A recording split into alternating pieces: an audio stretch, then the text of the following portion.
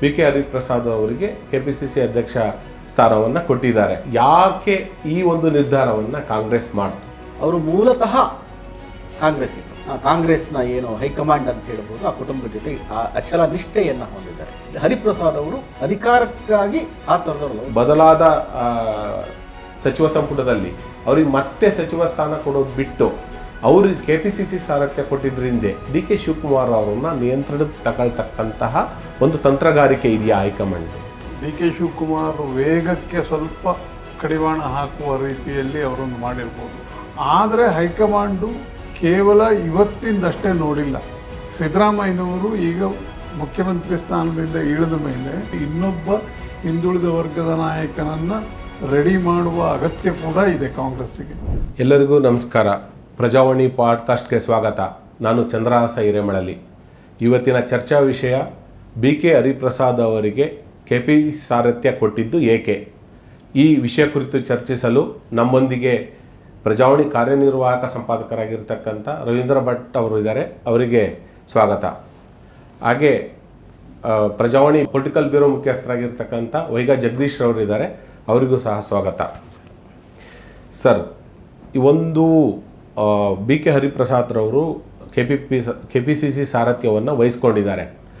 KPCC ಸಾರಥ್ಯ ಕೊಟ್ಟಿದ್ದು ಈ ಒಂದು ಸಂದರ್ಭದಲ್ಲಿ ಮುಖ್ಯಮಂತ್ರಿಯಾಗಿದ್ದಂತಹ ಸಿದ್ದರಾಮಯ್ಯನವರನ್ನು ಕೆಳಗಿಳಿಸಿ ಆ ಸ್ಥಾನಕ್ಕೆ ಡಿ ಕೆ ಶಿವಕುಮಾರ್ ಅವರನ್ನ, ಒಕ್ಕಲಿಗ ಸಮುದಾಯದ ಡಿ ಕೆ ಶಿವಕುಮಾರ್ ಅವ್ರನ್ನ ಮುಖ್ಯಮಂತ್ರಿ ಸ್ಥಾನಕ್ಕೆ ತಂದು ತೆರವಾಗಿರ್ತಕ್ಕಂಥ ಕೆಪಿಸಿಸಿ ಸ್ಥಾನಕ್ಕೆ ಬಿ ಕೆ ಹರಿಪ್ರಸಾದ್ ಅವ್ರನ್ನ, ಅಂದರೆ ಹಿಂದುಳಿದ ವರ್ಗಗಳ ಬಿ ಕೆ ಹರಿಪ್ರಸಾದ್ ಅವರಿಗೆ ಕೆಪಿಸಿಸಿ ಅಧ್ಯಕ್ಷ ಸ್ಥಾನವನ್ನು ಕೊಟ್ಟಿದ್ದಾರೆ. ಈ ಒಂದು ಯಾಕೆ ಈ ಒಂದು ನಿರ್ಧಾರವನ್ನು ಕಾಂಗ್ರೆಸ್ ಮಾಡ್ತು? ಅಲ್ಲ, ಈಗ ಇತ್ತೀಚಿನ ದಿನಗಳಲ್ಲಿ ಕಾಂಗ್ರೆಸ್ನ ಒಂದು ನಡಾವಳಿಯನ್ನು ನೋಡಿದ್ರೆ, ಪಕ್ಷಕ್ಕಾಗಿ ಯಾರು ದುಡಿದಿದ್ದಾರೆ, ಪಕ್ಷ ನಿಷ್ಠೆ ಯಾರಿಗಿದೆ, ಯಾವತ್ತೂ ಬೇರೆ ಥರದ ಆಲೋಚನೆ ಮಾಡದೇ ಇರೋವರಿಗೆ ಒಂದು ಅವಕಾಶ ಕೊಡುವಂತಹ ಕೆಲಸವನ್ನು ಈಗ, ಅದು ಇತ್ತೀಚಿನ ದಿನಮಾನಗಳಲ್ಲಿ ಈಗ ಒಂದು ಕಳೆದ 4-5 ತಿಂಗಳಲ್ಲಿ ಆ ಥರ ಒಂದು ತೀರ್ಮಾನವನ್ನು ಕೈಗೊಂಡಿದ್ದಾರೆ.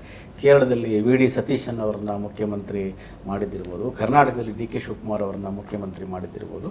ಈ ಎರಡು ನಾವು ನೇರ ಉದಾಹರಣೆಗಳನ್ನು ನೋಡ್ಬೋದು. ಹರಿಪ್ರಸಾದ್ ಆಯ್ಕೆಯಲ್ಲಿ ಕೂಡ 3 ಅಂಶಗಳನ್ನು ನಾವು ನೋಡ್ಬೋದು. ಒಂದು, ಅವರು ಮೂಲತಃ ಕಾಂಗ್ರೆಸ್ಸಿಗರು, ಕಾಂಗ್ರೆಸ್ ಬಿಟ್ಟು ಬೇರೆ ಎಲ್ಲೂ ಹೋಗಿಲ್ಲ ಅಥವಾ ಆಲೋಚನೆಯೂ ಕೂಡ ಮಾಡಿಲ್ಲ. ಅವರು ಎಲ್ಲಿಂದ ಅಂದರೆ NSCಯಿಂದ, ಸೇವಾದಳದಿಂದ, ಆನಂತರ ರಾಷ್ಟ್ರ ಮಟ್ಟದಲ್ಲಿ ಕಾಂಗ್ರೆಸ್ಸಲ್ಲಿ ನಿರಂತರವಾಗಿ, ಅದು ಇಂದಿರಾ ಗಾಂಧಿಯವರ ಕುಟುಂಬದ ಜೊತೆಗಿನ ಒಡನಾಟ, ಈಗಿನ ರಾಹುಲ್ ಗಾಂಧಿವರೆಗೂ ಕೂಡ ಅವರು ಅದೇ ಥರದ ಒಂದು ಸಂಬಂಧವನ್ನು ಕಾಂಗ್ರೆಸ್ನ ಏನು ಹೈಕಮಾಂಡ್ ಅಂತ ಹೇಳ್ಬೋದು, ಆ ಕುಟುಂಬದ ಜೊತೆ ಅಚಲ ನಿಷ್ಠೆಯನ್ನು ಹೊಂದಿದ್ದಾರೆ. ಅದು ಒಂದು ಕಾರಣ. ಆದರೆ ಮತ್ತು ಯಾವತ್ತೂ ಕಾಂಗ್ರೆಸ್ ಕಷ್ಟದಲ್ಲಿದ್ದಾಗಲಿರಲಿ, ಅದು ಸಂಭ್ರಮದಲ್ಲಿದ್ದಾಗಿರಲಿ, ಅಧಿಕಾರದ ಔನ್ನತ್ಯದಲ್ಲಿದ್ದಾಗಲಿ, ಹರಿಪ್ರಸಾದ್ ಅವರು ಅಧಿಕಾರಕ್ಕಾಗಿ ಆ ಥರದವರಲ್ಲ. ಅವರು ಬಹುಶಃ ಅವ್ರು ಯಾವತ್ತಾದರೂ ಮನಸ್ಸು ಮಾಡಿದರೆ ಹಿಂದೆ ರಾಜ್ಯಸಭಾ ಸದಸ್ಯರಾಗಿದ್ದಾಗ 2 ಗೌರ್ಮೆಂಟಲ್ಲಿ ಮಂತ್ರಿ ಆಗ್ಬೋದಿತ್ತು. ಕರ್ನಾಟಕಕ್ಕೆ ಅವರು ವಾಪಸ್ ಬಂದ ಬಳಿಕ, ಖರ್ಗೆ ಅವರನ್ನು ರಾಜ್ಯಸಭೆಗೆ ಕಳಿಸಿದ ಸ್ಥಾನದ ನಂತರ ವಾಪಸ್ ಬಂದ ಬಳಿಕ ಒಂದು ಸ್ವಲ್ಪ ಅವರಿಗೆ ಸಿದ್ದರಾಮಯ್ಯನವರ 2ನೇ ಟರ್ಮ್ 20 ಏನು ಹೇಳ್ತೀವಿ ನಾವು 2023 ಶುರುವಾಯಿತು, ಮಂತ್ರಿ ಆಗಬೇಕು ಅನ್ನುವಂಥ ಒಂದು ಅಪೇಕ್ಷೆ ಇತ್ತು. ಅದು ಡಿ ಕೆ ಶಿವಕುಮಾರ್ ತಳೆದ್ರು ಅಂತ ಕೆಲವರು ಹೇಳ್ತಾರೆ. ಸಿದ್ದರಾಮಯ್ಯನವರೇ ಖಂಡಿತವಾಗಿ ಇನ್ನೊಬ್ಬ ಅಹಿಂದ ನಾಯಕ ನನ್ನ ಸಂಪುಟದಲ್ಲಿ ಇರಬಾರದು ಅಂತ ಸಿದ್ದರಾಮಯ್ಯ ಪಟ್ಟಿಡಿದ್ರು ಅನ್ನೋ ಕಾರಣಕ್ಕಾಗಿಲ್ಲ ಅಂತ. ಅಲ್ಲಿವರೆಗೂ ಹರಿಪ್ರಸಾದ್ಗೆ ಅದರ ಮಂತ್ರಿ ಆಗುವಂತಹ ಅಧಿಕಾರದ ಇದು ಇರಲಿಲ್ಲ. ಅದನ್ನು ಬಹುಶಃ ಗುರುತಿಸ್ತು ಅನ್ನೋದು ಒಂದು ಕಾರಣ. ಒಂದು, ತಳಸ್ತರದಿಂದ ಕಾಂಗ್ರೆಸ್ಗೆ ಅಚಲ ನಿಷ್ಠೆಯಾಗಿರೋರಿಗೆ ಅಧಿಕಾರ ಕೊಡಬೇಕು ಅಂತ. ಎರಡನೇದು, ಸಿದ್ದರಾಮಯ್ಯನವರು ಇಳಿಸಿದ ಜಾಗದಲ್ಲಿ ಒಬ್ಬ ಅಹಿಂದ ಸಮುದಾಯಕ್ಕೆ ಅನ್ಯಾಯವಾಗಿದೆ ಎಂಬ ಒಂದು ಧ್ವನಿ ಏಳಬಾರದು ಅನ್ನೋ ಕಾರಣಕ್ಕೆ ಕುರುಬ ಸಮುದಾಯದಷ್ಟೇ ಕರ್ನಾಟಕದಲ್ಲಿ ಪ್ರಭಾವಿ ಹಿಂದುಳಿದ ಸಮುದಾಯವಾದಂತಹ ಈಡಿಗ ಅಥವಾ ಬಿಲ್ಲವ ಸಮುದಾಯಕ್ಕೆ ಸೇರಿದಂತಹ ಹರಿಪ್ರಸಾದ್ಗೆ ಸ್ಥಾನ ಕೊಟ್ಟರು. ಅದಕ್ಕಿಂತ ಮುಖ್ಯವಾಗಿ ಹರಿಪ್ರಸಾದು ತುಂಬ ಹೈಕಮಾಂಡ್ಗೆ ಭಾಳ ನಿಷ್ಠರಾದಂಥವ್ರು, ಕಾಂಗ್ರೆಸ್ ಹೈಕಮಾಂಡ್ಗೆ. ಡಿ ಕೆ ಶಿವಕುಮಾರ್ ವೇಗವನ್ನು ನೀವು ನೋಡಿದಿರಿ. ಈಗ ಕಳೆದ ಸುಮಾರು 20 ದಿವಸ ಆಯಿತು ಮುಖ್ಯಮಂತ್ರಿಯಾಗಿ. ಒಂದು ಕ್ಷಣವೂ ಅವ್ರು ಕೂರ್ತಾ ಇಲ್ಲ. ಬೆಳಗ್ಗೆಯಿಂದ ರಾತ್ರಿ 10 ಗಂಟೆವರೆಗೂ ನಿರಂತರ ಮೀಟಿಂಗು, ಅಟ್ಯಾಕಿಂಗ್, ಆಕ್ರಮಣ, ಆ ಥರದಲ್ಲಿದೆ. ನೀವು ಮೊನ್ನೆ ವಿಧಾನ ಪರಿಷತ್ ಚುನಾವಣೆ ಫಲಿತಾಂಶ ನೋಡಿದ್ರೆ ಗೊತ್ತಾಗುತ್ತೆ. ಮುಖ್ಯಮಂತ್ರಿಯಾಗಿ ಕೆಲವೇ ದಿನಗಳಲ್ಲಿ ಬಂದ ಚುನಾವಣೆಯಲ್ಲಿ ಇಲ್ಲಿಯವರೆಗೆ ಏನು ಹೇಳ್ತಾ ಇದ್ರು, BJP ಅವರು ಪ್ರಜಾತಂತ್ರ ವಿರೋಧಿ ಕೆಲಸವನ್ನು ಮಾಡ್ತಾರೆ ಅಂತ, ಅದೇ ಕೆಲಸವನ್ನು ಕರ್ನಾಟಕದಲ್ಲಿ ಮಾಡಿ ಒಂದು ಸ್ಥಾನ ಗೆಲ್ಸ್ಕೊಬಿಟ್ರು.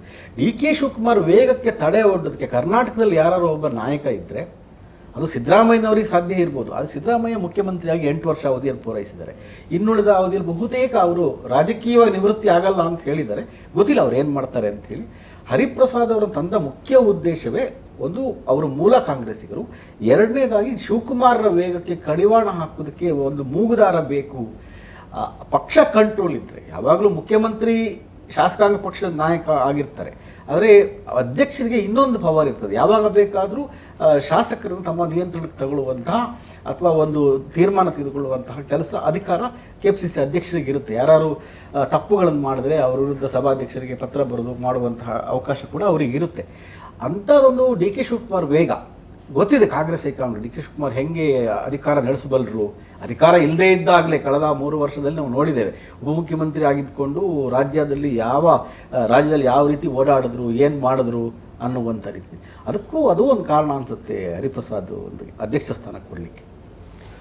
ರವೀಂದ್ರ ಭಟ್ ಸರ್, ಈ ಹರಿಪ್ರಸಾದ್ ಅವರು ಮೂಲ ಕಾಂಗ್ರೆಸ್ಸಿಗರು, ಗಾಂಧಿ ಕುಟುಂಬದ ಅನಿಷ್ಠರು.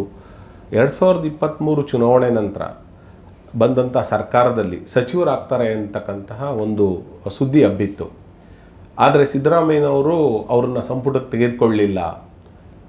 ಆ ನಂತರದ ಅವ್ರ ದಿನಗಳಲ್ಲಿ ಸಿದ್ದರಾಮಯ್ಯನವ್ರನ್ನ ಕಟುವಾಗಿ ಟೀಕಿಸ್ತಾ ಇದ್ರು. ಬದಲಾದ ಕಾಲಘಟ್ಟದಲ್ಲಿ ಏನು ಮುಖ್ಯಮಂತ್ರಿ ಬದಲಾವಣೆ ಆಗತ್ತೆ, DK ಶಿವಕುಮಾರ್ ಅವರಿಗೆ ಸಾರಥ್ಯ ವಹಿಸ್ತಾರೆ ಅಂತಕ್ಕಂಥ ಚರ್ಚೆಗಳು ಆರಂಭ ಆದಾಗ ಇವರು ಸಿದ್ದರಾಮಯ್ಯನವ್ರ ಪರ ನಿಂತರು. ಸಿದ್ದರಾಮಯ್ಯ ಪರ ಎಷ್ಟು ಮಟ್ಟಿಗೆ ನಿಂತರು ಅಂತಂದರೆ, ಹಿಂದುಳಿದ ವರ್ಗಗಳ ಒಂದು ನಾಯಕನನ್ನು ಸಮರ್ಥಿಸ್ಕೊಂತಕ್ಕಂಥ ಮತ್ತೊಬ್ಬ ಹಿಂದುಳಿದ ವರ್ಗಗಳ ನಾಯಕ ಅನ್ನೋಷ್ಟು ಮಟ್ಟಿಗೆ ಕಾಂಗ್ರೆಸ್ ವಲಯದಲ್ಲಿ ಬಿಂಬಿತ ಆಯಿತು. ಇಂತಹ ಸಂದರ್ಭದಲ್ಲಿ ಬದಲಾದ ಸಚಿವ ಸಂಪುಟದಲ್ಲಿ ಅವ್ರಿಗೆ ಮತ್ತೆ ಸಚಿವ ಸ್ಥಾನ ಕೊಡೋದು ಬಿಟ್ಟು ಅವ್ರಿಗೆ KPCC ಸಾರಥ್ಯ ಕೊಟ್ಟಿದ್ರಿಂದ DK ಶಿವಕುಮಾರ್ ಅವರನ್ನ ನಿಯಂತ್ರಣಕ್ಕೆ ತಗೊಳ್ತಕ್ಕಂತಹ ಒಂದು ತಂತ್ರಗಾರಿಕೆ ಇದೆಯಾ ಹೈಕಮಾಂಡ್ದು? ಇರ್ಬೋದು. ಈಗಾಗಲೇ ಜಗದೀಶ್ ಅದನ್ನ ಹೇಳಿದ್ದಾರೆ, ಇರ್ಬೋದು. DK ಶಿವಕುಮಾರ್ ವೇಗಕ್ಕೆ ಸ್ವಲ್ಪ ಕಡಿವಾಣ ಹಾಕುವ ರೀತಿಯಲ್ಲಿ ಅವರನ್ನು ಮಾಡಿರ್ಬೋದು. ನೀವು ಕೇಳಿದ ಪ್ರಶ್ನೆಗೆ ಅವರು ಸಿದ್ದರಾಮಯ್ಯನವರ ಸರ್ಕಾರದಲ್ಲಿ ಸಚಿವರಾಗಲಿಲ್ಲ ಅಂತ ಮುನಿಸ್ಕೊಂಡು ಟೀಕೆ ಮಾಡ್ತಿದ್ರು. ಯಾಕೆ ಒಂದಾದರು ಕೊನೆ ಹಂತದಲ್ಲಿ ಯಾಕೆ ಒಂದಾದರು ಅಂತಂದರೆ, ನಾನು ಅಂದ್ಕೊಳ್ಳೋದು ಸಿದ್ದರಾಮಯ್ಯ ಹಿಂದುಳಿದ ವರ್ಗದ ನಾಯಕ. ಅದರ ಬಗ್ಗೆ ಇವತ್ತಿನ ರಾಜಕಾರಣದಲ್ಲಿ ಯಾವ ಪಕ್ಷಕ್ಕೂ ಸಿದ್ದರಾಮಯ್ಯನಷ್ಟು ದೊಡ್ಡ ನಾಯಕ ಹಿಂದುಳಿದ ವರ್ಗದಲ್ಲಿ ಇನ್ನೊಬ್ಬರು ಇಲ್ಲ.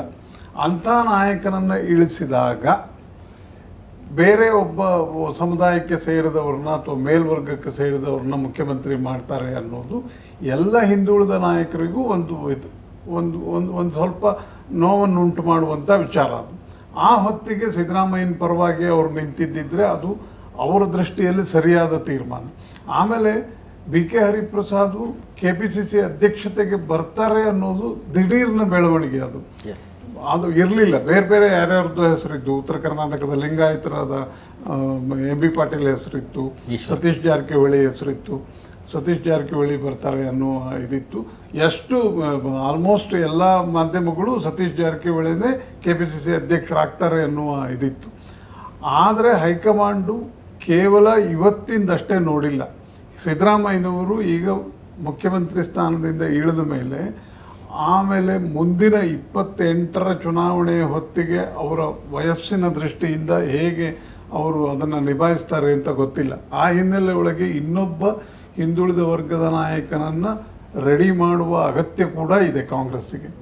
ಆ ಹಿನ್ನೆಲೆ ಒಳಗೂ ಹರಿಪ್ರಸಾದ್ ಅವರು KPCC ಅಧ್ಯಕ್ಷರಾಗಿರ್ಬೋದು. ನಾವು ಅದನ್ನು ನೆಗೆಟಿವ್ ಆಗಿ ನೋಡಬೇಕಾಗಿಲ್ಲ, ಪಾಸಿಟಿವ್ ಆಗಿಯೂ ನೋಡಬೇಕು.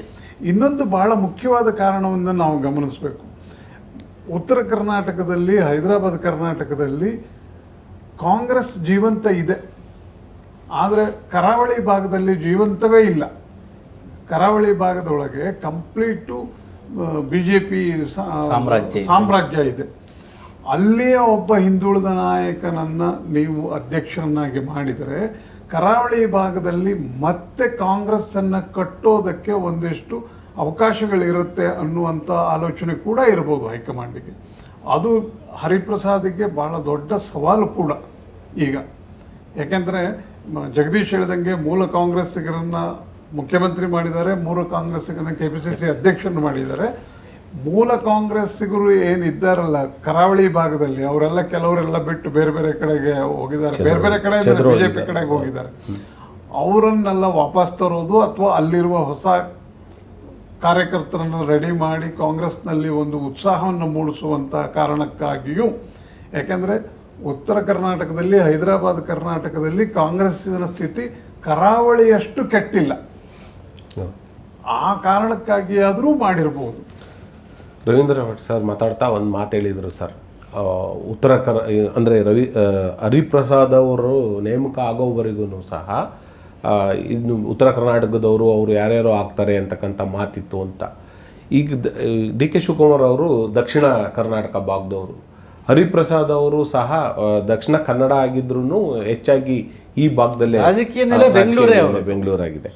ಈ ಹಿನ್ನೆಲೆಯಲ್ಲಿ ಇವರಿಗೆ ಮುಖ್ಯಮಂತ್ರಿ ಸ್ಥಾನ ಕೊಟ್ಟಿದ್ದರಿಂದ ಉತ್ತರ ಕರ್ನಾಟಕದವ್ರಿಗೆ ಯಾರಿಗಾದ್ರೂ ಅದು ಲಿಂಗಾಯತ ಸಮುದಾಯಕ್ಕೆ ಕೊಟ್ಟಿದ್ರೆ ಕಾಂಗ್ರೆಸ್ ಇನ್ನಷ್ಟು ಬಲಗೊಳ್ತಿತ್ತ ಅಂತಕ್ಕಂಥದ್ದು. ಅಲ್ಲ, ಇಲ್ಲಿ ಕಾಂಗ್ರೆಸ್ನವರು ಯೋಚನೆ ಮಾಡುವುದು ಗೊತ್ತಿಲ್ಲ ನನಗೆ. ಈಗ ರಾಹುಲ್ ಗಾಂಧಿ ಅವರ ಆಲೋಚನೆ ಏನಿದೆ ಅಂದರೆ ಬಹಳ ಈಗ ಒಂದು 5-6 ವರ್ಷಗಳ ಈಚೆಗೆ ಅಹಿಂದ ಸಮುದಾಯದ ಬಗ್ಗೆ ದೊಡ್ಡ ಮಟ್ಟದ ಧ್ವನಿಯನ್ನು ಅವರು ಎತ್ತಾ ಇದ್ದಾರೆ. ಹಿಂದುಳಿದವರ ಸಮೀಕ್ಷೆ ಆಗಬೇಕು, ಮೀಸಲಾತಿ ಸಂಬಂಧಪಟ್ಟಾಗಿ ಮಾತಂತೂ ಆಡ್ತಾ ಇದ್ದಾರೆ. ಯಾಕೆಂದರೆ ಅವರ ಅಧಿಕಾರ ಇಲ್ಲ, ಲೋಕಸಭೆ ವಿರೋಧ ಪಕ್ಷದ ನಾಯಕರಾಗಿ ಅಧಿಕಾರಕ್ಕೆ ಬಂದರೆ ಮುಂದೆಂದೋ ದಿನ ಏನು ಮಾಡ್ತಾರೆ ಗೊತ್ತಿಲ್ಲ. ಅದು ಒಂದೇನಾಗಿದೆ, ಬಿ ಜೆ ಪಿಯಲ್ಲಿ ಅಧ್ಯಕ್ಷರು ಲಿಂಗಾಯತರಿದ್ದಾರೆ. ಬಿ ಜೆ ಪಿ ಅಧ್ಯಕ್ಷರು ಏನು ವಿಜೇಂದ್ರ ಅವರು, ಯಡಿಯೂರಪ್ಪನವರ ಮಗ, ಅವರು ಲಿಂಗಾಯತರು ಬಿ ಜೆ ಪಿ ಅಧ್ಯಕ್ಷರಿದ್ದಾರೆ. ಬಹುತೇಕ ನಾವು ಕಳೆದ ಇತ್ತೀಚಿನ ಚುನಾವಣೆಗಳು ನೋಡಿದಂಗೆ ಲಿಂಗಾಯತರ ದೊಡ್ಡ ಒಂದು ಸಂಖ್ಯೆ ಏನಿದೆ ಅದು ಬಿ ಜೆ ಪಿಯ ಜೊತೆಗಿದೆ. ಹಾಗಾದ್ರೆ ಕಾಂಗ್ರೆಸ್ಸಿಗೆ ಇಲ್ಲ ಅಂತ ನಾನು ಹೇಳಲಾರೆ. ಯಾಕೆಂದರೆ 2012ರಲ್ಲಿ ಯಡಿಯೂರಪ್ಪನವರು ಬಿ ಜೆ ಪಿಯನ್ನು ಬಿಟ್ಟು KJPಯನ್ನು ಕಟ್ಟಿ 2013ಕ್ಕೆ ಎಲೆಕ್ಷನ್ಗೆ ಹೋಗ್ತಾರೆ. ಅವತ್ತು ಯಡಿಯೂರಪ್ಪ ಒಬ್ಬ ಲಿಂಗಾಯತರ ಸಮರ್ಥ ನಾಯಕ. ಆದರೆ ಭಟ್ರು ಗಮನಿಸಿರಬೇಕು, ಒಬ್ಬನೇ ಒಬ್ಬ ಲಿಂಗಾಯತ ಮಠಾಧೀಶ ಅವತ್ತು ಯಡಿಯೂರಪ್ಪನ ಪರ ನಿಲ್ಲಿಲ್ಲ. KJP ಕೊನೆಗೆ 4-6 ಸ್ಥಾನಗಳನ್ನು ಗೆಲ್ಲಬೇಕಾಯಿತು. ಆದರೆ BJP ಅದು 40 ಸ್ಥಾನಗಳನ್ನು ಗೆಲ್ತು. ಅವತ್ತು ಶೆಟ್ಟರು ಅಥವಾ ಪ್ರಹ್ಲಾದ್ ಜೋಶಿ ಅಂತಹ ನಾಯಕರು ಉತ್ತರ ಕರ್ನಾಟಕ ಪ್ರತಿಸಿದರು. ಬಹುಶಃ ಕಾಂಗ್ರೆಸ್ ಲೆಕ್ಕಾಚಾರ ಹೇಗೂ ಲಿಂಗಾಯತರು ನಮ್ಮ ಜೊತೆ ಕೆಲವು ಕ್ಷೇತ್ರವಾರು ಜನಸಂಖ್ಯೆ ಮತ್ತು ಕ್ಷೇತ್ರವಾರು ನಾಯಕನನ್ನು ಆಧರಿಸಿ ಲಿಂಗಾಯತರು ನಮ್ಮ ಜೊತೆಗಿದ್ದಾರೆ. ಒಟ್ಟು ರಾಜ್ಯದಲ್ಲಿ ಲಿಂಗಾಯತರು ನಮ್ಮ ಪರವಾಗಿ, ಅಂದರೆ ಈಗ ಒಬ್ಬರು ಅಹಿಂದ ಸಮುದಾಯ, ಅದು ಅಲ್ಪಸಂಖ್ಯಾತರು, ಹಿಂದುಳಿದವರು, ದಲಿತರು ಮತ್ತು ಉಳಿದ ಸಮುದಾಯಗಳು ಕಾಂಗ್ರೆಸ್ನ ಒಂದು ಮತ ಬ್ಯಾಂಕ್ ಆಗೋ ರೀತಿಯಲ್ಲಿ ಲಿಂಗಾಯತ ಸಮುದಾಯ ಕಾಂಗ್ರೆಸ್ನ ಮತ ಬ್ಯಾಂಕ್ ಆಗಿ ಉಳಿದಿಲ್ಲ. ಡಿ ಕೆ ಶಿವಕುಮಾರ್ ಒಕ್ಕಲಿಗರಾಗಿದ್ದರೂ ಕೂಡ ಅಷ್ಟೂ ಒಕ್ಕಲಿಗ ಸಮುದಾಯದ ಮತಗಳು ಡಿ ಕೆ ಶಿವಕುಮಾರ್ ಜೊತೆಗೆ ಇಲ್ಲ. ಅದು 23ರ ಚುನಾವಣೆ ಬೇರೆ, ನೀವು 24ರ ಲೋಕಸಭೆ ಚುನಾವಣೆಯಲ್ಲಿ ನೋಡಿದ್ದೀವಿ ನಾವು. ಏಕೆಂದರೆ ದೇವೇಗೌಡರು ರಾಜಕೀಯವಾಗಿ ಸಕ್ರಿಯವಾಗುವವರೆಗೆ ದೇವೇಗೌಡರೇ ಒಬ್ಬರು ಒಕ್ಕಲಿಗರ ಏಕಾಂಗಿ ನಾಯಕ. ಭಟ್ರು ಹೇಳಿದಾಗೆ ಸಿದ್ದರಾಮಯ್ಯ ಏಕಾಂಗಿ ನಾಯಕ. ಅದಕ್ಕೊಂದು ಮುಗಿಸ್ಬಿಡ್ತೇನೆ. ಹಾಗಾಗಿ ಬಹುಶಃ BJP ಕಾಂಗ್ರೆಸ್ನವರು ಹರಿಪ್ರಸಾದ್ಗೆ ಕೊಟ್ಟಿದ್ದು. ಇನ್ನೊಂದೇನು ಅಂದರೆ ಕಾಂಗ್ರೆಸ್ನ ಸೈದ್ಧಾಂತಿಕ ಆಲೋಚನೆ ಏನಿದೆ, ಸಂವಿಧಾನ ರಕ್ಷಣೆ ಇರ್ಬೋದು, ಜಾತ್ಯತೀತತೆ ಬಗ್ಗೆ ಇರ್ಬೋದು, ಅಥವಾ RSS ಮತ್ತು ಕೋಮುವಾದವನ್ನು ವಿರೋಧಿಸಲು ಪ್ರಖರ ಧ್ವನಿ ಇದೆಯಲ್ಲ, ಈ ನೀವು ಹೇಳಿದ್ರಲ್ಲ ಉತ್ತರ ಕರ್ನಾಟಕದ ಯಾವ ನಾಯಕರಲ್ಲಿಲ್ಲ. ಪ್ರಿಯಾಂಕ್ ಖರ್ಗೆ ಒಬ್ಬರೇ ರಾಹುಲ್ ಗಾಂಧಿ ಏನು ಹೇಳ್ತಾರೋ ಅದನ್ನು ಇಲ್ಲಿ ಮಾಡ್ತಾ ಇದ್ದಾರೆ. ಹರಿಪ್ರಸಾದ್ ಮತ್ತು ಸಿದ್ದರಾಮಯ್ಯ ಕಾಂಗ್ರೆಸ್ಸಲ್ಲಿ ಧೈರ್ಯವಾಗಿ RSS ಮತ್ತು ನರೇಂದ್ರ ಮೋದಿಯನ್ನು ಎದುರು ಹಾಕಿಕೊಂಡು ಮಾತಾಡುವ ಡಿ ಕೆ ಶಿವಕುಮಾರ್ ಕೂಡ ಒಂದೇ ಒಂದು ಮಾತನ್ನು ಆಡ್ತಾ ಇಲ್ಲ. ಬಹುಶಃ ಸೈದ್ಧಾಂತಿಕ ಕಾರಣಕ್ಕೂ ಕೂಡ ಹರಿಪ್ರಸಾದ್, ನೀವು MB ಪಾಟೀಲ್ ರವರು ಮಾಡಿದರೆ, ಈಶ್ವರ್ ಖಂಡ್ರೆ ಮಾಡಿದರೆ, ವೈಬ್ರೆಂಟ್ ಲೀಡರ್ಶಿಪ್ ಅಂತೇನಿದೆ, ಅವರು ಪಕ್ಷವನ್ನು ಮುನ್ನಡೆಸೋಕ್ಕೆ ಸಮರ್ಥರು. ಈಗ ನೀವು ಸತೀಶ್ ಜಾರಕಿಹೊಳಿ ಕೂಡ ಇದೇ ನಿಲುವನ್ನು ಹೊಂದಿದ್ದಾರೆ. RSS ಬಗ್ಗೆ ಅಥವಾ BJP ಬಗ್ಗೆ, ಮನುವಾದದ ಬಗ್ಗೆ ಅವರ ಆಲೋಚನೆ ಇದೆ. ಅವರು ವೈಬ್ರೆಂಟ್ ಅಲ್ಲ. ನೀವು ಹರಿಪ್ರಸಾದ್ ವೈಬ್ರೆಂಟ್. ಅವರು ಡಿ ಕೆ ಶಿವಕುಮಾರ್ ಹೇಗೆ ಆಕ್ರಮಣಕಾರಿಯಾಗಿ ರಾಜಕಾರಣ ಮಾಡ್ತಾರೋ ಇವರು ಸೈದ್ಧಾಂತಿಕವಾಗಿ ಹಾಗೆ ರಾಜಕಾರಣವನ್ನು ಮಾಡಬಲ್ಲರು. ಅದೂ ಒಂದು ಕಾರಣ ಆಗಿತ್ತು. BJPನಲ್ಲಿ ಕಾಂಗ್ರೆಸ್ನಲ್ಲಿ ಲಿಂಗಾಯತಲ್ಲಿ ಆ ಥರ ಲೀಡರ್ ಇಲ್ಲ. ಬಹುಶಃ ಇದ್ದಿದ್ರೆ ಕೊಡ್ತಿದ್ರ ಅಂತ. ಸರ್, 2023 ಚುನಾವಣೆಗೆ ಬರ್ತೀನಿ. ಅದಕ್ಕಿಂತ ಮೊದಲು ಯಡಿಯೂರಪ್ಪ ಅವ್ರನ್ನ ಅಧಿಕಾರದಿಂದ ಕೆಳಗಿಳಿಸಿ ಬಸವರಾಜ ಬೊಮ್ಮಾಯಿ ಅವರು ಮುಖ್ಯಮಂತ್ರಿ ಆಗ್ತಾರೆ. ಆಗ ವಿರೋಧ ಪಕ್ಷದ ನಾಯಕರಾಗಿರ್ತಕ್ಕಂಥ ಸಿದ್ದರಾಮಯ್ಯ ಅವರು ಮತ್ತು KPCC ಅಧ್ಯಕ್ಷರಾಗಿರ್ತಕ್ಕಂಥ ಡಿ ಕೆ ಶಿವಕುಮಾರ್ ಅವರು ಭಾಳ ವ್ಯವಸ್ಥಿತವಾಗಿ ಕಾಂಗ್ರೆಸ್ ಪಕ್ಷವನ್ನು BJP ವಿರುದ್ಧ, ಆಡಳಿತ ಪಕ್ಷವಾಗಿರ್ತಕ್ಕಂಥ BJP ವಿರುದ್ಧ ಪಕ್ಷವನ್ನು ಸಜ್ಜುಗೊಳಿಸಿ 2023ರ ಚುನಾವಣೆಯಲ್ಲಿ ಭಾರಿ ಬಹುಮತದೊಂದಿಗೆ 136 ಸ್ಥಾನಗಳನ್ನು ಪಡೆದು ಭಾರಿ ಬಹುಮತದೊಂದಿಗೆ ಕರ್ನಾಟಕದಲ್ಲಿ ಅಧಿಕಾರಕ್ಕೆ ಬರ್ತಾರೆ. ಈಗ KPCC ಅಧ್ಯಕ್ಷರಾಗಿರ್ತಕ್ಕಂಥ ಶಿವಕುಮಾರ್ ಅವರು ಮುಖ್ಯಮಂತ್ರಿಯಾಗಿ ಸ್ಥಾನವನ್ನು ಅಲಂಕರಿಸಿದ್ದಾರೆ. ಆ ಸ್ಥಾನಕ್ಕೆ ಬಿ ಕೆ ಹರಿಪ್ರಸಾದ್ರವರು ಬಂದಿದ್ದಾರೆ KPCC ಅಧ್ಯಕ್ಷರಾಗಿ. ಈ ಇಬ್ಬರು ಜೋಡಿ, ಇಬ್ಬರು ಮೂಲ ಕಾಂಗ್ರೆಸ್ಸಿಗರು, ಕಟ್ಟ ಕಾಂಗ್ರೆಸ್ಸಿಗರು, ಇಬ್ಬರೂ ಸಹ ತುಂಬ ಅಗ್ರೆಸಿವ್ ಆಗಿ ಹೋಗ್ತಕ್ಕಂಥ ನಾಯಕರು. 2028 ಚುನಾವಣೆಯಲ್ಲಿ ಈ ಇಬ್ಬರು ಕಾಂಬಿನೇಷನ್ನು ಮತ್ತೆ ಕಾಂಗ್ರೆಸ್ಸಿಗೆ ಯಾವ ಥರದ ಲಾಭವನ್ನು ತಂದುಕೊಡುತ್ತೆ? ಕಷ್ಟ ಹೇಳೋದು, ಯಾಕೆಂದರೆ ಇನ್ನೂ 2 ವರ್ಷ ಇದೆ. ಒಂದು. ಎರಡನೇದು, ನೀವೇ ಹೇಳಿದಂಗೆ 2023 ಚುನಾವಣೆಯ ಹೊತ್ತಿಗೆ ಕಾಂಗ್ರೆಸ್ಸೇ ಬೇಕು ಅಂತ ನಮ್ಮ ಮತದಾರರು ಆಯ್ಕೆ ಮಾಡಿದ್ದಾರೆ ಅಂತ ನನಗಂತಲ್ಲ. BJP ಬೇಡ ಅಂತ ಹೇಳಿ ಇವ್ರನ್ನ ಆಯ್ಕೆ ಮಾಡಿದ್ದು. ಯಾಕೆಂದರೆ ಅವಾಗ ಬೇರೆ ಬೇರೆ ಇಶ್ಯೂಗಳಿದ್ದು, ಕೋಮುವಾದ ಇದ್ವು, ಹಿಜಾಬಿನ ಗಲಾಟೆ ಇದ್ವು, ಬೇರೆ ಬೇರೆ ಸಂತೆ ಮಾರುಕಟ್ಟೆಯಲ್ಲಿ ಮುಸ್ಲಿಮರು ಅಂಗಡಿಗಳಿಗೆ ಪರಿಪಾತಿ ಕೊಡಬಾರ್ದು ಅನ್ನುವ ಇದಿತ್ತು. ಜೊತೆಗೆ ಭ್ರಷ್ಟಾಚಾರದ ಬಗ್ಗೆ ಇತ್ತು, 40% ಕಮಿಷನನ್ನು ಹೇಳಿದ್ದು. ಇವೆಲ್ಲವೂ ಕಾಂಗ್ರೆಸ್ಸಿಗೆ ಅನುಕೂಲ ಆಯಿತು ಮತ್ತು ಅದನ್ನು ಭಾಳ ಸಮರ್ಥವಾಗಿ ಬಳಸಿದ್ರು ಇವರಿಬ್ಬರು, DK ಶಿವಕುಮಾರು ಮತ್ತು ಸಿದ್ದರಾಮಯ್ಯನವರು ಚೆನ್ನಾಗೇ ಬಳಸಿದರು. 2028 ಹೊತ್ತಿಗೆ ಏನೆಲ್ಲ ಸ್ಥಿತಿ ಬರುತ್ತೆ ಅನ್ನೋದು ಗೊತ್ತಿಲ್ಲ. ಅದನ್ನು ಅಷ್ಟು ಎಫೆಕ್ಟಿವ್ ಆಗಿ BJPಯವರು ಬಳಸ್ತಾರಾ ಇಲ್ವಾ ಅನ್ನೋದು ಕೂಡ ಈವರೆಗಿನ ಕಳೆದ 3 ವರ್ಷದಲ್ಲಿ ನೋಡಿದರೆ ನನಗೇನು ಹಂಗೆ ಅನ್ನಿಸ್ತಾ ಇಲ್ಲ. BJP ಅಷ್ಟು ಎಫೆಕ್ಟಿವ್ ಆಗಿ ಅದನ್ನ ಬಳಸ್ತಾ ಇದೆ ಅಂತ ಅನ್ನಿಸ್ತಾ ಇಲ್ಲ. ಈ ಹಿನ್ನೆಲೆ ಒಳಗೆ ಸಹಜವಾಗಿ ನಿಮಗೆ ಗ್ರಾಮೀಣ ಪ್ರದೇಶದಲ್ಲಿ ಗ್ಯಾರಂಟಿಯ ಲಾಭ ಅಂತೂ ಕಾಂಗ್ರೆಸ್ಸಿಗೆ ಸಿಗುತ್ತೆ. ಜೊತೆಗೆ ಈ ಇಡೀ ಅಹಿಂದ ವರ್ಗವನ್ನು ನೀವು ಹೆಂಗೆ ಕ್ರೋಢೀಕರಿಸ್ತೀರಿ ಅನ್ನೋದ್ರ ಮೇಲೆ ಇರುತ್ತೆ. ಅದೇ ಕಾರಣಕ್ಕಾಗಿಯೇ ಈ ಕಾಂಬಿನೇಷನ್ನು BK ಹರಿಪ್ರಸಾದ್ ಮತ್ತು DK ಶಿವಕುಮಾರು ಆಡಳಿತದಲ್ಲಿ ವೇಗವಾಗಿ ಹೋಗಬಲ್ಲರು. ಅದೇ ನಮ್ಮನಿ ಇನ್ನೊಬ್ಬ ಹಿಂದುಳಿದ ನಾಯಕನನ್ನು ಈ ಚುನಾವಣೆ 28 ಚುನಾವಣೆ ಹುಟ್ಟಾಕುವ ಸಾಧ್ಯತೆ ಇರುವ ಹಿನ್ನೆಲೆಯಲ್ಲಿ ಸಾಧ್ಯ ಆಗ್ಬೋದು. ಆದರೆ ಅದು BJPಯಲ್ಲಿ ಏನೆಲ್ಲ ಬದಲಾವಣೆ ಆಗುತ್ತೆ ಅನ್ನೋದ್ರ ಮೇಲೆ ನಿಂತಿದೆ ಮತ್ತು ಸರ್ಕಾರ ಹೇಗೆ ನಡೆಯುತ್ತೆ ಅಂತಿದೆ. ಕೇವಲ ನಿಮ್ಮ ಇವತ್ತಿನ ದಿನಮಾನದಲ್ಲಿ ಕೇವಲ ಸರ್ಕಾರದ ಸಾಧನೆ ಅಥವಾ ಸರ್ಕಾರದ ವೈಫಲ್ಯ ಅಥವಾ ವಿರೋಧ ಪಕ್ಷವನ್ನು ಸಂಘಟನೆ ಮಾಡೋದು, ಅದರಿಂದಾಗೇನೆ ಅಧಿಕಾರಕ್ಕೆ ಬರ್ತೀವಿ ಅನ್ನೋ ಕಾಲ ಇಲ್ಲ. ನೀವು ಈಗ DK ಶಿವಕುಮಾರು ಭ್ರಷ್ಟಾಚಾರದ ವಿರುದ್ಧ ನಾವು ಏನೆಲ್ಲ ಕ್ರಮ ಕೈಗೊಳ್ತೀವಿ ಅಂತ ಹೇಳಿದ್ದಾರೆ. ಸಕ್ಸಸ್ ಆದರೆ ಜನ ಅದನ್ನು ಒಪ್ಕೊಂಡ್ಬಿಡ್ತಾರೆ, ಅದರೊಳಗೇನು ಇದಿಲ್ಲ. ಯಾಕಂದರೆ ಜನಕ್ಕೆ ನೀವು ಎಷ್ಟು ದೊಡ್ಡ ಯೋಜನೆ, 1000 ಕೋಟಿ ಯೋಜನೆ, 2000 ಕೋಟಿ ಯೋಜನೆ ಮುಖ್ಯ ಅಲ್ಲ ಅವರಿಗೆ. ತಹಶೀಲ್ದಾರ್ ಕಚೇರಿನಲ್ಲಿ ನನ್ನ ಕೆಲಸ ಆಗುತ್ತಾ, AC ಕಚೇರಿನಲ್ಲಿ ನನ್ನ ಕೆಲಸ ಆಗುತ್ತಾ, ನಾನು ದಿನನಿತ್ಯದಲ್ಲಿ ಏನೇನು ವ್ಯವಹಾರ ನಡೆಸ್ತೇನೆ ಅಲ್ಲೆಲ್ಲ ಸುಗಮವಾಗಿ ಕನಿಷ್ಠ ದುಡ್ಡು ಕೊಟ್ಟರು ಸರಿಯಾಗಿ ಕೆಲಸ ಆಗುತ್ತಾ ಅನ್ನೋದ್ರ ಮೇಲೇ ನಿಂತಿರೋದು. ಅವನು ಭ್ರಷ್ಟಾಚಾರದ ಬಗ್ಗೆನೂ ತಲೆ ಕೆಡಿಸ್ಕೊಳ್ತಾ ಇಲ್ಲ ಅವನು. ಆ ಹಿನ್ನೆಲೆ ಒಳಗೆ ಹೇಗಿರುತ್ತೆ. ಆಮೇಲೆ ಸೌಹಾರ್ದ ಬೇಕು. ಸಾಮಾನ್ಯ ಜನ ನಮ್ಮ ಇದನ್ನ ಇಟ್ಕೊಂಡಿರೋದು ಸೌಹಾರ್ದ, ಶಾಂತಿಯುತವಾಗಿರ್ಬೇಕು. ನಮಗೆ ಜಗಳ ಮಾಡ್ಕೊಳ್ಳೋದು, ಗಲಾಟೆ ಮಾಡೋದು ಯಾವ ಜನರಿಗೂ ಬೇಕಾಗಿಲ್ಲ. ಆ ಹಿನ್ನೆಲೆಯೊಳಗೆ ನೀವು ಹೇಗೆ ಆಡಳಿತ ಕೊಡ್ತೀರಿ ಅನ್ನೋದಷ್ಟೇ. ಒಂದು ಪಕ್ಷದ ಸಂಘಟನೆ ಮಾಡೋದು, ಕಾರ್ಯಕರ್ತರಲ್ಲಿ ಉತ್ಸಾಹವನ್ನು, ಸಾಧಾರಣವಾಗಿ ಆಡಳಿತವೇ ಇರುವ ಪಕ್ಷದಲ್ಲಿ ಸ್ವಲ್ಪ ಆಲಸ್ಯ ಇರುತ್ತೆ ಮತ್ತು ನಿರ್ಲಕ್ಷ್ಯ ಕೂಡ ಇರುತ್ತೆ ಕಾರ್ಯಕರ್ತರ ಬಗ್ಗೆ.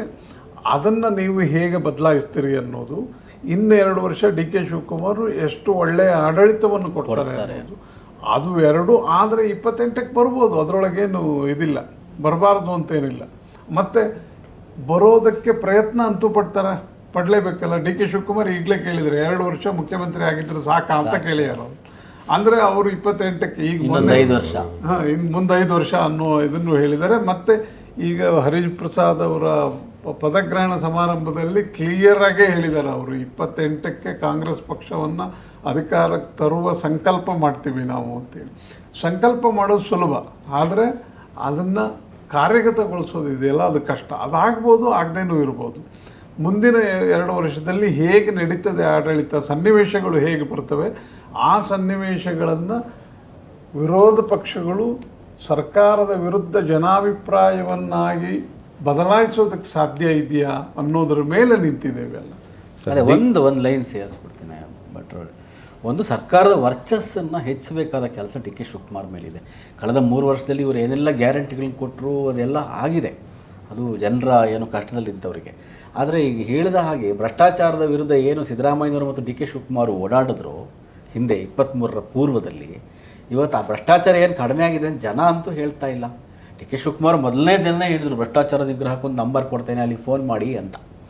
ಅದು ಭಟ್ರು ಹೇಳಿದಾಗ ಅದು ಫಸ್ಟು ಹೋದರೆ ನೀವು ಏನೇ ಅಭಿವೃದ್ಧಿ ಮಾಡಿದ್ರೂ ಆಗೋದಿಲ್ಲ. ಎಲ್ಲ ಬಿ ಜೆ ಪಿಯಲ್ಲಿರ್ತಕ್ಕಂತಹ ದೌರ್ಬಲ್ಯ ಸಿದ್ದರಾಮಯ್ಯ ಮತ್ತು ಹರಿಪ್ರಸಾದ್ಗೆ ಹೊರ ಆಗ್ಬೋದು. ಗೊತ್ತಿಲ್ಲ ಮುಂದಿನ ದಿನಗಳಲ್ಲಿ ಬಿ ಜೆ ಪಿಯವರು ತಮ್ಮ ಕಾರ್ಯತಂತ್ರವನ್ನು ಹೆಂಗೆ ಬದಲಾವಣೆ ಮಾಡ್ತಾರೆ, ನಾಯಕತ್ವದಲ್ಲಿ ಬದಲಾವಣೆ ಆಗಬಹುದು, ಅಥವಾ ಇರುವ ನಾಯಕರು ಇನ್ನೆಷ್ಟು ಹುರುಪಿನಿಂದ ಕೆಲಸ ಮಾಡಬಹುದು, ವಿಜೇಂದ್ರ ಮತ್ತು ಅಶೋಕ್ ಅವರು ಗೊತ್ತಿಲ್ಲ. ಬಿ ಜೆ ಪಿಯವರ ನಡೆ ಏನಿದೆ ಮತ್ತು ಸರ್ಕಾರದ ವರ್ಚಸ್ಸು ಹೆಚ್ಚಿಸುವ ಜೊತೆಗೆ ಕಾರ್ಯಕರ್ತರ ಪಡೆಯನ್ನು ಹಿಂದೆ ಡಿ ಕೆ ಶಿವಕುಮಾರ್ ಅವರು ತಳಮಟ್ಟಿನ ಸಂಘಟಿಸಿದರು. ಬಿ ಜೆ ಪಿಗೆ ಹೇಗೆ ಆರ್ ಎಸ್ ಎಸ್ನ ಬ್ಯಾಕ್ ಬೋನ್ ಇತ್ತಲ್ಲ, ಅದೇ ರೀತಿಯಲ್ಲಿ ಡಿ ಕೆ ಶಿವಕುಮಾರ್ ಆ ಕೆಲಸವನ್ನು ಕೆ ಪಿ ಸಿ ಸಿಲಿ ಮಾಡಿದ್ರು. ಈಗಲೂ ಕೂಡ ಅವರೇನೋ ಯುವ ಯುಗ ಮತ್ತು ಏನೋ ಹೊಸದೊಂದು ಘೋಷಣೆ ಮಾಡಿದ್ದಾರೆ. ಅದನ್ನು ಗ್ರಾಮ ಪಂಚಾಯತಿನಲ್ಲಿ ಗ್ಯಾರಂಟಿ ಕೂಡ ಗ್ರಾಮ ಮಟ್ಟದಲ್ಲಿ ಮಾಡ್ತೀವಿ ಅಂತಲೂ. ಅಂದರೆ ಮುಖ್ಯ ಉದ್ದೇಶ ಏನಂದರೆ ಕಾರ್ಯಕರ್ತರಿಗೆ ಅಧಿಕಾರ ಕೊಡೋದು. ಈ ವಿಷಯದಲ್ಲಿ ಬಿ ಜೆ ಪಿಗಿಂತ ಕಾಂಗ್ರೆಸ್ಸು ಅಥವಾ ಡಿ ಕೆ ಶಿವಕುಮಾರ್ ಮುಂದಿದ್ದಾರೆ ಅಂತಲೇ ಹೇಳ್ಬೋದು. ಬಿ ಜೆ ಪಿನಲ್ಲಿ ತುಂಬ ಅಸಮಾಧಾನ ಏನಿದೆ ಅಂತಂದರೆ ಕಾರ್ಯಕರ್ತರು ಅಧಿಕಾರಕ್ಕೆ ಬಂದಾಗ ಕಾರ್ಯಕರ್ತರಿಗೆ ಏನು ಲಾಭ ಆಗಲಿಲ್ಲ, ಕಡೆಗಣಿಸಿದ್ದಾರೆ ಅಂತ. ಇಲ್ಲಿ ಅದನ್ನು ಅವಕಾಶ ಮಾಡಿಕೊಟ್ಟಿದ್ದಾರೆ. ಹಾಗಾಗಿ ಇವರಿಗೆ ಬಿ ಜೆ ಪಿಯ ಇದನ್ನು ನಮ್ಮ ದುಡ್ಡಲ್ಲಿ ಕಾರ್ಯಕರ್ತರು ಸಾಕ್ತಿದ್ದಾರೆ. ಅವರು ಬಹಳ ಸ್ಪಷ್ಟವಾಗಿ ಇನ್ನೊಂದು ಮಾತನ್ನು ಹೇಳ್ಬೋದು. ಬಿ ಜೆ ಪಿಗೆ 28ರ ಚುನಾವಣೆಯಲ್ಲಿ ಕೇವಲ ಮೋದಿ ಅಮಿತ್ ಶಾ ಅವರ ವರ್ಚಸ್ಸಷ್ಟೇ ಸಾಕಾಗಲ್ಲ ಗೆಲ್ಲೋದಕ್ಕೆ. ಇಲ್ಲಿ ಸ್ಥಳೀಯರು ಅದನ್ನು ಸರಿಯಾಗಿ ಬಳಸಿದರೆ ಮಾತ್ರ ಸಾಧ್ಯ, ಇಲ್ಲದೆ ಹೋದ್ರೆ ಆಗ. ಡಿ ಕೆ ಶಿವಕುಮಾರ್ ಅವರು ಸುದೀರ್ಘ ಅವಧಿ ಕೆ ಪಿ ಸಿ ಸಿ ಸಾರಥ್ಯವನ್ನು ವಹಿಸಿದ್ರು ಸರ್. ಅವರು ಸಿದ್ದರಾಮಯ್ಯ ಸಂಪುಟದಲ್ಲಿ ಜಲಸಂಪನ್ಮೂಲ ಮತ್ತು ಬೆಂಗಳೂರು ನಗರ ಅಭಿವೃದ್ಧಿ ಸಚಿವರಾಗಿದ್ದರೂ ಸಹ ಕೆ ಪಿ ಸಿ ಸಿ ಸಾರಥ್ಯವನ್ನು ಬಿಟ್ಕೊಡ್ಲಿಲ್ಲ. ಮತ್ತು ಅಷ್ಟೇ ಚೆನ್ನಾಗಿ ಪಕ್ಷವನ್ನು ಸಂಘಟನೆ ಮಾಡ್ತಾ ಬಂದರು. ತಮ್ಮ ಸಚಿವ ಸ್ಥಾನಗಳ ಜವಾಬ್ದಾರಿ ಅಂದರೆ ಉಪಮುಖ್ಯಮಂತ್ರಿ ಸ್ಥಾನವನ್ನು ನಿಭಾಯಿಸೋದ್ರ ಜೊತೆಗೆ ಈಗ ಹರಿಪ್ರಸಾದ್ ಅವರು ಆ ಸ್ಥಾನಕ್ಕೆ ಬಂದಿದ್ದಾರೆ. ಅಷ್ಟು ಅಗ್ರೆಸಿವ್ ಆಗಿ ಪಕ್ಷವನ್ನು ಮುನ್ನಡೆಸ್ತಾರ ಹರಿಪ್ರಸಾದ್. ಮತ್ತು ಹರಿಪ್ರಸಾದ್ ಅವರಿಗೂ ಕೆ ಪಿ ಸಿ ಸಿ ಅಧ್ಯಕ್ಷರಾಗಿದ್ದು ಅವ್ರಿಗೆ ಸಚಿವ ಸ್ಥಾನವನ್ನು ಕೊಡೋವಂಥ ಡಿ ಕೆ ಶಿವಕುಮಾರ್ ಥರ ಸಾಧ್ಯತೆ ಇದೆಯಾ? ಯಾವ ರೀತಿ ಅವರ ವ್ಯಕ್ತಿತ್ವ ಮತ್ತು ಆ ಹಿನ್ನೆಲೆ ಯಾವ ರೀತಿ ನಿಭಾಯಿಸ್ತಾರೆ ಅಂತ? ಅಲ್ಲ, ಹರಿಪ್ರಸಾದ್ ವ್ಯಕ್ತಿತ್ವ ಅವರದೇ. ಆಗಲೇ ನಾವು ಆರಂಭದಲ್ಲೇ ಹೇಳಿದಾಗೆ ತಳ ಹಂತದ ಕಾರ್ಯಕರ್ತರಾಗಿ ಉನ್ನತ ದರ್ಜೆ ಸುಮಾರು 20 ರಾಜ್ಯಗಳಲ್ಲಿ ಚುನಾವಣೆಯನ್ನು ನಡೆಸುವಂಥ ಉಸ್ತುವಾರಿಯಾಗಿದ್ದಂಥವ್ರು. ಸುಮಾರು 4 ದಶಕಗಳ ಕಾಲ ಅವರು ನಿರಂತರವಾಗಿ ರಾಷ್ಟ್ರದ ಮಟ್ಟದಿಂದ ಬೇರೆ ಬೇರೆ ರಾಜ್ಯಗಳ ರಾಜಕಾರಣವನ್ನು ನೋಡಿದ್ದಾರೆ. ಕರ್ನಾಟಕದ ಬಗ್ಗೆ ಅವರ ಆಸಕ್ತಿ ವಹಿಸಿದ ಕಡಿಮೆ ನನಗೆ ಗೊತ್ತಿರೋ ಮಟ್ಟಿಗೆ. ಬೇರೆ ರಾಜ್ಯಗಳಲ್ಲಿ ಉಸ್ತುವಾರಿಯಾಗಿ ಸರ್ಕಾರಗಳು ಸಂಕಷ್ಟಕ್ಕೆ ಸಿಲುಕಿದಾಗ ಅಲ್ಲಿ ಭಾಳ ಮಧ್ಯಸ್ಥಿಕೆ ವಹಿಸಿ ಸರ್ಕಾರವನ್ನು ಉಳಿಸಿದಂತಹ ಮತ್ತು ಪಕ್ಷ ಹೇಗೆ ಮುನ್ನಡೆಸಬೇಕು ಅಂತ ಅವ್ರಿಗೆ ಗೊತ್ತಿದೆ. ಅದೇ ಅನುಭವ ಇದೆಯಲ್ಲ, ಬಹುಶಃ ಅವರನ್ನು ಪಕ್ಷವನ್ನು ಹೇಗೆ ಹಂಗಂತೇಳಿ ಹರಿಪ್ರಸಾದ್ ಯಾವ್ಯಾವ ರಾಜ್ಯಗಳಲ್ಲಿ ಉಸ್ತುವಾರಿ ಆಗಿದ್ರು ಅಲ್ಲೆಲ್ಲ ಅಧಿಕಾರಕ್ಕೆ ಮತ್ತೆ ಪುನಃ ಸರ್ಕಾರ ಬಂದಿದೆ ಅಂತ ಹೇಳೋಕ್ಕಾಗಲ್ಲ. ಯಾಕೆಂದರೆ ಇಲ್ಲಿ ಕೂಡ ಕರ್ನಾಟಕದ ನಾವು ಇತಿಹಾಸವನ್ನು ನೋಡಿದ್ದೇವೆ. ಒಂದು ಅವಧಿನಲ್ಲಿ ಅಧಿಕಾರ ನಡೆಸೋರು ಮತ್ತೊಂದು ಅವಧಿಯಲ್ಲಿ ಬಂದಿಲ್ಲ. ಆ ದೊಡ್ಡ ಸವಾಲು ಹರಿಪ್ರಸಾದ್ ಮೇಲಿದೆ. ಹೇಗೆ ಡಿ ಕೆ ಶಿವಕುಮಾರ್ ಅವರು 3 ವರ್ಷಗಳ ಕಾಲ ಅಂದರೆ ಮಂತ್ರಿಯಾಗಿ ಉಪಮುಖ್ಯಮಂತ್ರಿಯಾಗಿ ಪಕ್ಷವನ್ನು ಮುನ್ನಡೆಸಿದ್ರು, ಇವರು ಮಂತ್ರಿ ಆಗಬಹುದು ಆಗದೇ ಇರ್ಬೋದು. ರವೀಂದ್ರ ಭಟ್ರು ಆಗಲೇ ಹೇಳಿದ್ರೆ ನಾನು ಅದಕ್ಕೆ ಸೇರಿಸ್ಬೇಕು. D K Shivakumar K P C C ಅಧ್ಯಕ್ಷರಾಗಿನ ಕಾಲ ಬೇಲೆ. ಅವರು ಅಧ್ಯಕ್ಷರಾದ ಮೇಲೆ ಪಕ್ಷ ಅಧಿಕಾರಕ್ಕೆ ಬರುತ್ತೆ. ಅದು ಡಿ ಕೆ ಶಿವಕುಮಾರ್ ಒಬ್ಬರೇ ಅಲ್ಲ, ಅದಕ್ಕೆ ಸಿದ್ದರಾಮಯ್ಯನವರ ವರ್ಚಸ್ಸು ಕೂಡ ಕಾರಣ ಆಗುತ್ತೆ. ಆ ನಂತರ ಅವರು ಮುಂದುವರೆದಿದ್ರು. ಅವರು ಉಪಮುಖ್ಯಮಂತ್ರಿ ಆಗಿದ್ದರು, ಆಮೇಲೆ ಬೆಂಗಳೂರು ಅಭಿವೃದ್ಧಿ ಸಚಿವರಾಗಿದ್ದರು, ಜಲಸಂಪನ್ಮೂಲ ಸಚಿವರಾಗಿದ್ದರು. 3 ವರ್ಷ ಆಗಿತ್ತು. ಅಂದರೆ ಆಗಷ್ಟೇ ಸರ್ಕಾರ ಬಂದಿತ್ತು, ಹೊಸ ಸರ್ಕಾರ. ಈಗ ಪರಿಸ್ಥಿತಿ ಹಂಗಲ್ಲ. 3 ವರ್ಷ ಕಳೆದೋಗಿದೆ. ಇನ್ನು 2 ವರ್ಷಕ್ಕೆ ಮತ್ತೆ ಹೊಸ ಚುನಾವಣೆ ಬರುತ್ತೆ. ಅದರ ನಡುವೆ ಸಾಕಷ್ಟು ಚುನಾವಣೆಗಳನ್ನು ಎದುರಿಸಬೇಕಾಗಿದೆ ಪಕ್ಷ. ಬೆಂಗಳೂರು ನಗರ ಪಾಲಿಕೆ ಚುನಾವಣೆಗಳನ್ನು JBAಗೆ 5 ಪಾಲಿಕೆಗಳಿಗೆ ಚುನಾವಣೆ ನಡೆಸಬೇಕು, ಜಿಲ್ಲಾ ಪಂಚಾಯತು ತಾಲೂಕು ಪಂಚಾಯತಿಗಳಿಗೆ ನಡೆಸಬೇಕು, ನಗರಸಭೆಗಳಿಗೆ ಚುನಾವಣೆ ನಡೆಸಬೇಕು. ಇವೆಲ್ಲ ಮುಗಿಯೋ ಹೊತ್ತಿಗೆ ಚುನಾವಣೆ ಬಂದ್ಬಿಡುತ್ತೆ. 28ರ ಸಾರ್ವತ್ರಿಕ ಚುನಾವಣೆ ಬರುತ್ತೆ. ಈ ಹಿನ್ನೆಲೆ ಒಳಗೆ ನೀವು ಸಚಿವರಾಗಿದ್ದುಕೊಂಡು ಪಕ್ಷವನ್ನು ಮುನ್ನಡೆಸೋದು ಕಷ್ಟ ಅನ್ನುವ ಕಾರಣಕ್ಕಾಗಿಯೇ ನನಗನ್ಸಿರೋ ಪ್ರಕಾರ ಈಗ ಬಿ ಕೆ ಹರಿಪ್ರಸಾದ್ ಸಚಿವರಾಗುವ ಸಾಧ್ಯತೆ ಬಹಳ ಕಡಿಮೆ. ಅವರು ತಕ್ಷಣಕ್ಕೆ ಪಕ್ಷವನ್ನು ಸಂಘಟನೆ ಮಾಡೋದೇ ಅವರ ಪ್ರಮುಖವಾದ 24 ಗಂಟೆಯನ್ನು ಅವರು ಪೂರ್ಣ ಪ್ರಮಾಣದಲ್ಲಿ ಪಕ್ಷವನ್ನು ಅಭಿವೃದ್ಧಿಪಡಿಸೋದಕ್ಕೆ, ಪಕ್ಷವನ್ನು ಸಂಘಟನೆ ಮಾಡೋದಕ್ಕೆ ಹೆಚ್ಚು ಗಮನ ಕೊಡಬೇಕಾಗುತ್ತೆ. ವೈಗ ಅವ್ರು ಹೇಳ್ದಂಗೆ ಅವರು ಪಕ್ಷ ಸಂಘಟನೆಯಲ್ಲಿ ಸಾಕಷ್ಟು ಪಳಗಿದ್ದಾರೆ ಸರ್. ಕರ್ನಾಟಕದಲ್ಲೂ ಘಟಪ್ರಭಾ ಅಂತೇಳಿ ಒಂದು ಆರ್ಡಿಕರ್ ಅವರ ಕರ್ಮಭೂಮಿಯಲ್ಲಿ RSS ಪರ್ಯಾಯವಾಗಿ ಕಾಂಗ್ರೆಸ್ ಕಾರ್ಯಕರ್ತರನ್ನು ಸಜ್ಜುಗೊಳಿಸ್ತಕ್ಕಂಥ ಒಂದು ಸೇವಾದಳದ ಒಂದು ದೊಡ್ಡ ಇದನ್ನೇ ಮಾಡಿ ಟ್ರೈನಿಂಗ್ ಸೆಂಟರ್ನ ದೊಡ್ಡ ಪ್ರಮಾಣದಲ್ಲಿ ಸಿದ್ಧಪಡಿಸ್ತಾ ಇದ್ದಾರೆ ಕಾಂಗ್ರೆಸ್ ಕಾರ್ಯಕರ್ತರನ್ನ. ಬಹುಶಃ ಆ ಎಲ್ಲ ಬೆಳವಣಿಗೆಗಳ ನಂತರ ಒಂದು ಸ್ವಲ್ಪ ಕಾಂಗ್ರೆಸ್ ಕರ್ನಾಟಕದಲ್ಲಿ ಮತ್ತೆ ಶಕ್ತಿಯನ್ನು ಪಡ್ಕೊಳ್ತು. ಹಾಗಾಗಿ KPCC ಸಾರಥ್ಯವನ್ನು ಅವರು ಸಮರ್ಥವಾಗಿ ನಿಭಾಯಿಸ್ತಾರೆ ಅನ್ನೋದ್ರಾಗ ಎರಡು ಮಾತಿಲ್ಲ.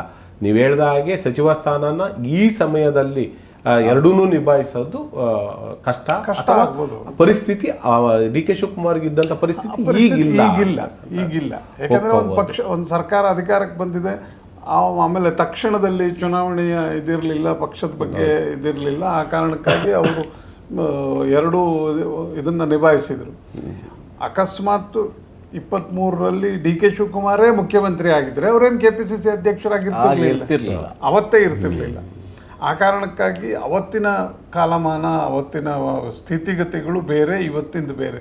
ಹಾಗಾಗಿ ನನಗೆ ಈಗ BK ಹರಿಪ್ರಸಾದ್ ಸಚಿವರಾಗೋದಕ್ಕೆ ಅವ್ರು ಬಯಸ್ತಾರೆ ಅಂತ ಕೂಡ ನಾನು ಅಂದ್ಕೊಳ್ಳಿಲ್ಲ. ಯಾಕೆಂದರೆ ಸಚಿವ ಸ್ಥಾನಕ್ಕಿಂತ KPCC ಅಧ್ಯಕ್ಷ ಸ್ಥಾನ ದೊಡ್ಡದು.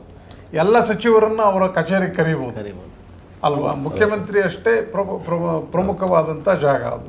ಆ ಕಾರಣಕ್ಕಾಗಿ ಹರಿಪ್ರಸಾದ್ ಕೂಡ ನಾನು ಸಚಿವ ಆಗಬೇಕು ಅಂತ ಬಯಸ್ತಾರೆ ಅಂತ ನನಗನ್ಸಿಲ್ಲ. ಇನ್ನೊಂದು, ಈ 2023 ನಂತರ ಕಾಂಗ್ರೆಸ್ಸಿನ ಬೆಳವಣಿಗೆಗಳನ್ನು ಗಮನಿಸಿದರೆ ಸರ್, 3 ಶಕ್ತಿ ಕೇಂದ್ರಗಳಿದ್ದು ಕರ್ನಾಟಕದಲ್ಲಿ. ಒಂದು AICC ಅಧ್ಯಕ್ಷರಾಗಿರ್ತಕ್ಕಂಥ ಮಲ್ಲಿಕಾರ್ಜುನ್ ಖರ್ಗೆ ಅವರ ಒಂದು ಕೇಂದ್ರ, DK ಶಿವಕುಮಾರ್ ಅವರ ಒಂದು ಕೇಂದ್ರ, ಮತ್ತು ಸಿದ್ದರಾಮಯ್ಯನವರ ಒಂದು ಕೇಂದ್ರ. ಈ 3 ಕೇಂದ್ರಗಳ ಜೊತೆಗೆ BK ಹರಿಪ್ರಸಾದ್ ಅವರ ಮತ್ತೊಂದು ಕೇಂದ್ರ, 4 ಶಕ್ತಿ ಕೇಂದ್ರಗಳಾಗಿ ಏನಾದರೂ ಯಾವ ರೀತಿ ಅದು ಆಗೋ ಸಾಧ್ಯತೆ ಜಾಸ್ತಿ ಇದೆ. ಯಾಕೆಂದರೆ ಹರಿಪ್ರಸಾದ್ ಅವರು ಭಾಳ ಒಂದು ಭಾಳ ವಿಶಿಷ್ಟವಾದ ವ್ಯಕ್ತಿತ್ವ. ಅವ್ರು ಯಾರಿಗೂ ತಲೆ ಬಾಗಲ್ಲ, DK ಶಿವಕುಮಾರ್ ಥರನೇ. ಯಾರನ್ನಾರು ಬೇಕಾದ್ರೆ ಬಾಗಿಸ್ತಾರೆ, ಇಬ್ಬರು ಒಂದೇ ಥರದವ್ರು.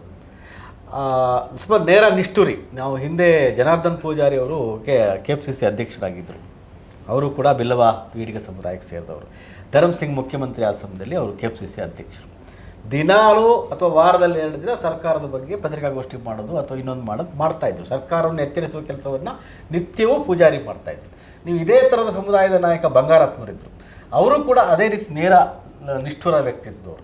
ಬಹುಶಃ ಆ ಪರಂಪರೆ ಇದೆಯಲ್ಲ, ಬಂಗಾರಪ್ಪ, ಪೂಜಾರಿ ಅವರು ಮತ್ತು ಹರಿಪ್ರಸಾದ್, ಹಾಗಾಗಿ ಅವರು ಯಾರನ್ನೂ ಬಿಟ್ಕೊಳ್ಳಲ್ಲ. DK ಶಿವಕುಮಾರ್ ಜೊತೆಗೆ ಅವರಿಗೆ ತಾತ್ವಿಕವಾದಂತಹ ಭಿನ್ನಾಭಿಪ್ರಾಯಗಳು ಇರಬಹುದು. ಮತ್ತು ಅವರಿಬ್ಬರು ಏನು ದೂರದವರಲ್ಲ, ಇಬ್ಬರು ಒಟ್ಟಿಗೆ ರಾಜಕಾರಣವನ್ನು ಸುಮಾರು 4-5 ವರ್ಷ ಅಂತರದಲ್ಲಿ ರಾಜಕಾರಣವನ್ನು ಪ್ರವೇಶಿಸಿದವರು. ಹರಿಪ್ರಸಾದ್ಗೆ ಹೋಲಿಸಿದರೆ DK ಶಿವಕುಮಾರ್ ಕಿರಿಯರು. ಮೊನ್ನೆ ಹರಿಪ್ರಸಾದ್ ಪ್ರಮಾಣ ವಚನ ಅಧಿಕಾರ ಸ್ವೀಕಾರ ಸಮಾರಂಭ DK ಶಿವಕುಮಾರ್ ಹೇಳಿದರು, ನನಗಿಂತ 4-5 ವರ್ಷದ ಹಿರಿಯರು ಹರಿಪ್ರಸಾದ್. ಅವರು ವಿದ್ಯಾರ್ಥಿ ಜೀವನದಿಂದ ಬಂದರು, ನಾನು ವಿದ್ಯಾರ್ಥಿ ಜೀವನದಿಂದ ಬಂದೆ ಅಂತ. ಆ ನಿಟ್ಟಿನಲ್ಲಿ ಅವರಿಗೂ 70 ವರ್ಷ ಏನೋ ಇವಾಗ ಹರಿಪ್ರಸಾದ್ಗೆ ಹಿರಿಯರವರು. ಹಾಗಾಗಿ DK ಶಿವಕುಮಾರನ್ನು ತುಂಬ ಚಿಕ್ಕ ವಯಸ್ಸಿನಿಂದ ಕಾಲೇಜು ದಿನಗಳಿಂದ ನೋಡಿದ್ದಾರೆ. ಅವರ ಮಿತಿ ಮತ್ತು ಶಕ್ತಿ ಎರಡೂ ಅವ್ರಿಗೆ ಗೊತ್ತಾಗಿದೆ. ಹಾಗಾಗಿ ಅವರು ಹೊಂದಾಣಿಕೆ ಮಾಡಿಕೊಂಡು ಹೋಗ್ಬೋದು. ಇಲ್ಲ, ನಾನು ಆರಂಭದಲ್ಲೇ ಹೇಳಿದ ಹಾಗೆ DK ಶಿವಕುಮಾರ್ ಅವರು ಎಲ್ಲಿ ಭಾಳ ವೇಗವಾಗಿ ಹೋಗ್ತಾರೋ ಅಲ್ಲಿ ಕಡಿವಾಣ ಹಾಕೋಬಹುದು. ಹಾಗಾಗಿ ಈಗಾಗಲೇ ಭಟ್ರು ಹೇಳಿದಾಗೆ ಎಲ್ಲ ಸಚಿವರನ್ನ ಕರೆಸುವ ಶಕ್ತಿ ಒಬ್ಬ KPCC ಅಧ್ಯಕ್ಷರಿಗೆ ಇರ್ತದೆ. ಟಿಕೆಟ್ ಕೊಡುವ ವಿಷಯದಲ್ಲಿ ಜಿಲ್ಲಾ ಪಂಚಾಯತ್ ಇರ್ಬೋದು, ಸ್ಥಳೀಯ ಸಂಸ್ಥೆಗಳಿರ್ಬೋದು, ಪಾಲಿಕೆ ಚುನಾವಣೆಗಳಲ್ಲಿ ಇನ್ನೊಂದು ಶಕ್ತಿ ಕೇಂದ್ರ ಆಗಿರುತ್ತೆ. ನಾವು DK ಶಿವಕುಮಾರ್ KPCC ಅಧ್ಯಕ್ಷರಾದ ದಿನ ನೋಡಿದ್ವಿ, ಅವ್ರ ಮನೇಲಿ ಜನ ಮುಖ್ಯಮಂತ್ರಿ ಮೇಲೆ ಎಷ್ಟು ಜನ ಇರ್ತಾರೋ ಅದಕ್ಕೆ ಸ್ವಲ್ಪ ಕಡಿಮೆ ಪ್ರಮಾಣದಲ್ಲಿ ಜನ ಇದ್ದರು. ಸಿದ್ದರಾಮಯ್ಯ ಕೂಡ ಸುಮ್ಮನೆ ಕೂರೋ ಜಾಯಮಾನದವರಲ್ಲ. ಅವರು 78 ವರ್ಷ ಆಗಿದ್ದರೂ ಕೂಡ ಇನ್ನು 3 ತಿಂಗಳ ನಂತರ ಸಿದ್ದರಾಮಯ್ಯ ನಡೆ ಹೇಗಿರುತ್ತೆ ಗೊತ್ತಿಲ್ಲ. ತಮ್ಮ ಬೆಂಬಲಿಗರಿಗೆ, ತಮ್ಮ ಅನುಯಾಯಿಗಳಿಗೆ, ತಮ್ಮ ನಂಬಿಕೊಂಡ ಸಮುದಾಯಗಳಿಗೆ ಏನಾದರೂ ತೊಂದರೆ ಆದರೆ ಅವರು ಸುಮ್ಮನೆ ಕೂರೋರಲ್ಲ. ಮುಂದಿನ 3 ತಿಂಗಳ ನಂತರ ಏನು ಮಾಡ್ತಾರೆ ಗೊತ್ತಿಲ್ಲ. ತಮ್ಮ ಆಪ್ತರ ಬಳಿನೂ ಚರ್ಚೆ ಮಾಡಿದ್ದಾರೆ ಅಂತ ಸುದ್ದಿ ಸಹ.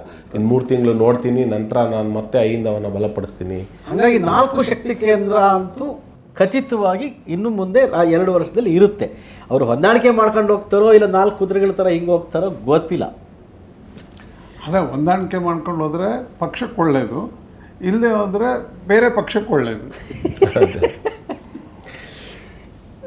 ಇದುವರೆಗಿನ ಹರಿಪ್ರಸಾದ್ ಅವರಿಗೆ KPCC ಸಾರಥ್ಯ ಏಕೆ ಅನ್ನೋ ವಿಷಯ ಕುರಿತು ಇದುವರೆಗೆ ಚರ್ಚೆಯನ್ನು ಹಲವು ಮಗ್ಗಲುಗಳ ಒಂದು ಚರ್ಚೆಯನ್ನು ನಮ್ಮ ಮುಂದೆ ಅನಾವರಣಗೊಳಿಸಿದ್ದಾರೆ ವಿಷಯಗಳನ್ನು. ಇಬ್ಬರಿಗೂ ಸಹ ಧನ್ಯವಾದಗಳು ಸರ್. ಇದುವರೆಗಿನ ನಮ್ಮ ಚರ್ಚೆಯನ್ನು ವೀಕ್ಷಣೆ ಮಾಡಿದಂತಹ ಪ್ರಜಾವಾಣಿ ಪಾಡ್ಕಾಸ್ಟ್ನ ಎಲ್ಲ ವೀಕ್ಷಕರಿಗೂ ಸಹ ಧನ್ಯವಾದ.